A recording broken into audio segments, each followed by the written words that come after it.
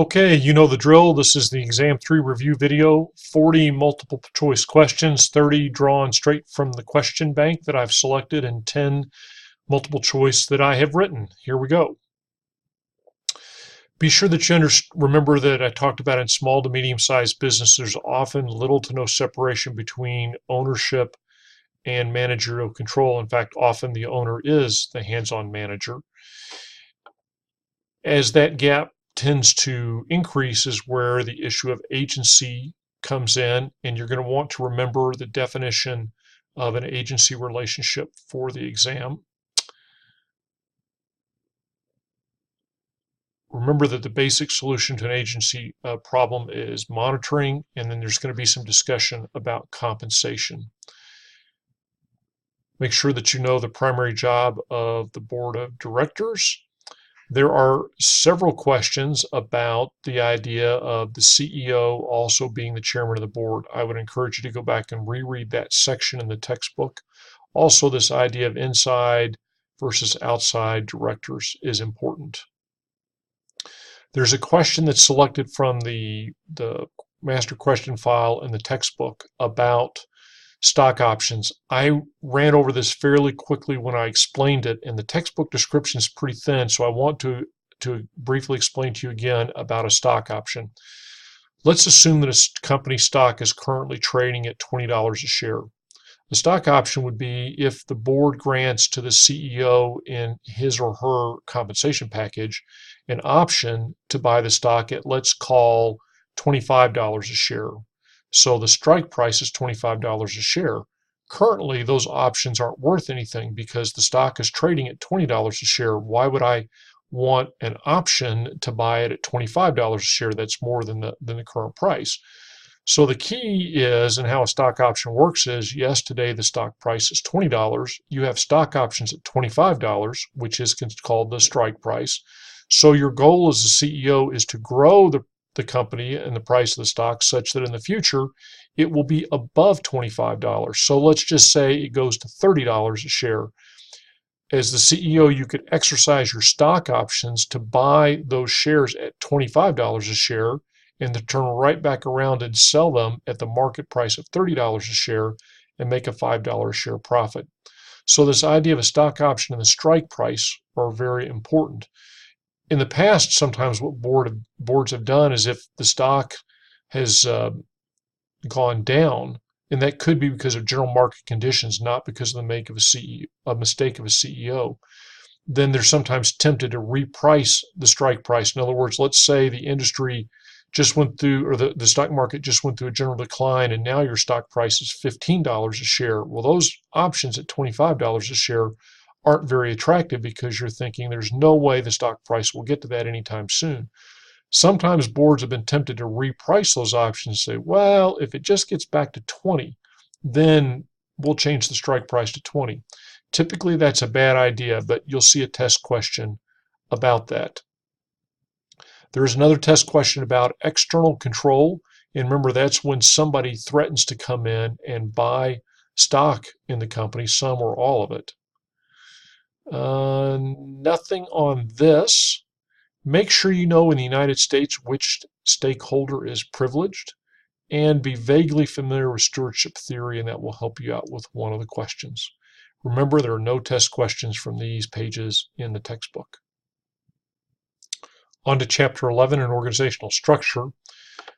Very important to remember that the three criteria I gave you as we evaluate the strengths and weaknesses of the different types of organizations is this idea of accountability, responsibility, communication, cooperation, and then lastly, cost. This is going to form the core for about half the questions that come out of this chapter, and so you have to make sure you understand these. Remember that in a functional organization, the pros are that this tends to be the lowest cost type of organization. Another advantage, it doesn't fit nicely into our three criteria, is that it establishes clear lines of specialization and expertise, and these people tend to develop a lot of expertise in their functional areas. As far as the cons go, the only person that has responsibility and accountability for profit and loss is at the very top of the organization. and that's not considered optimum. And also, oftentimes, there's a very difficult time getting communication and cooperation across the functional silos. So we then go to a divisional where we start to put more of these things together, and we do that to improve the communication and the cooperation. Now, these little connecting lines here, that's talking about that companies have to work on integrating devices so that these people talk to one another and that they share their synergies. Uh, a divisional form tends to be more expensive to manage. It does think it elicits more cooperation and communication. In the cooperative form, again, these people don't necessarily have everything they need to have true profit and loss responsibility, but it's better than in the functional. The peak of the profit and loss and clear authority situations are in the divisional SBU form of the divisional strategy. Here, you have a general manager, and he or she owns everything they need. Therefore, they have profit and loss responsibility, and they can be evaluated using financial measures. These people tend to have, you have to evaluate them using strategic kinds of measures. For example, how many patents did we put into practice this year? How many new customers did we acquire? Those sorts of things, and profit and loss relies here. The big downfall for the SBU is, A, how well does it communicate across divisions, but even more than that is the cost. This tends to be a more expensive form because I might have some engineers in this division, and this division, and we don't get synergy between them. Lastly, in the divisional form is the idea that it's competitive, and it's typically used for unrelated diversification. This has very independent divisions. Notice no real attempt to get a lot of cooperation or communication. The real strength of this is lots of accountability, because these division leaders are solely responsible for the financial performance of their organizations. And we talked about how Danaher, for example, has a very small corporate headquarters that's just simply focused on evaluating these people by profit and loss standards. As far as the matrix goes, be familiar with what we're trying to achieve, and also be familiar with the Ann Mulcahy talk. Remember when Ann Mulcahy took over Xerox, she was in the middle of a turnaround situation, and she talked about how their company was heavily matrixed. Be familiar with the problems that she said that caused and the fix that she put in. And if you don't remember that from our class discussion, you can go back and rewatch the video. You should be able to get to it through the link in the slides. And it's toward the end of this video, about 3/4 of the way through, and she uses the term perfect. Don't be misled by me giving you that word. That might be a bad lead into a wrong question answer. But if you're searching and you're watching the video, when she says it's not perfect, but this is what it is, then that's where you need to be watching. And again, what you really want to keep in mind is no test questions off of this area. On to strategic leadership.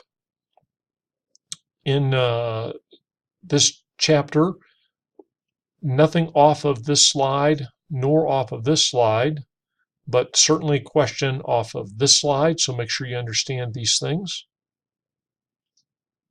Nothing about vision and mission statement.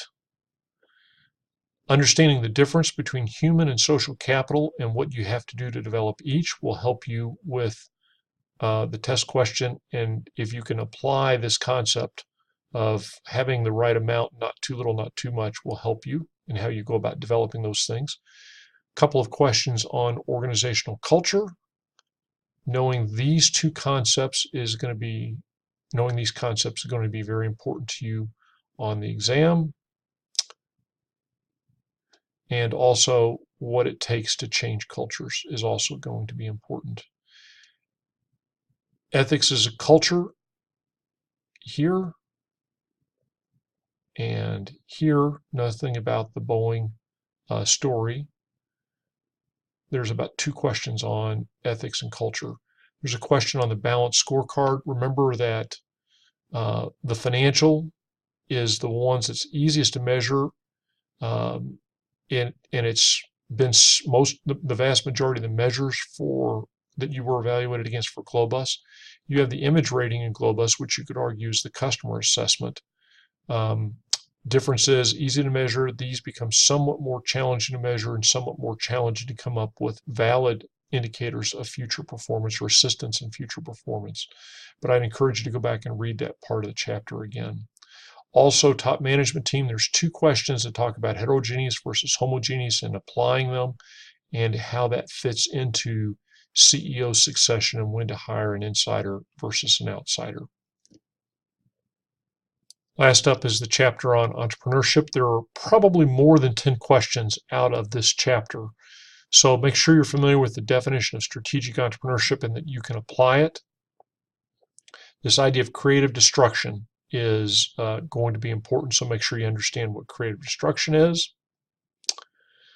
This slide is very important, probably good for about 2 or 3 questions if you really understand this slide.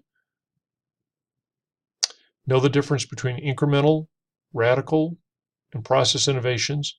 Know which big companies do well. Know which small or startup companies do well. Make sure you understand the difference between an invention and an innovation. Nothing off of this slide. Make sure that you understand the difference between autonomous, and the textbook uses the term induced. I call it top down, but they call it induced. Know the strengths and weaknesses of each. Make sure you understand this slide. There's 1 or 2 questions off of this. Also, there's 2 questions that come out of the textbook. They're talking about the strengths and weaknesses of doing strategic entrepreneurship through these sorts of mechanisms. So make sure you reread that. Finally, we looked at the shareholder letter from Jeff Bezos and Amazon. There is a question on what Jeff Bezos had to say about failure at Amazon. So make sure you reread that part of the shareholder letter. If you were not in class or threw away that piece of paper, I've posted underneath the slides online in D2L for chapter 13 a scan of that letter. So take time to read what Jeff had to say about failure at Amazon. Make sure that you're on time. We're going to get started right at 8 o'clock, and I'm only going to give you 50 minutes for the exam because we have a lot to do afterwards. Good luck.